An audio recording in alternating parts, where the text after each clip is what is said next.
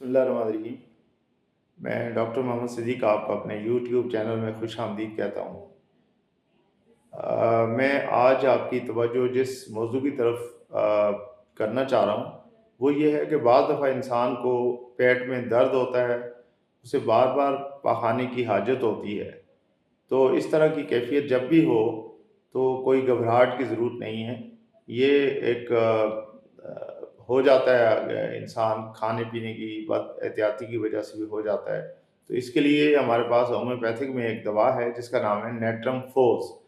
اگر اس کو 3x میں لے کر اس کی 4 گولی دن میں 3 دفعہ استعمال کی جائے اور یہ 1 سے 2 ہفتے تک اس کا استعمال جاری رکھا جائے تو اس سے انشاءاللہ یہ کیفیت ختم ہو سکتی ہے اور آدمی کا معدہ بالکل نارمل ہو سکتا ہے۔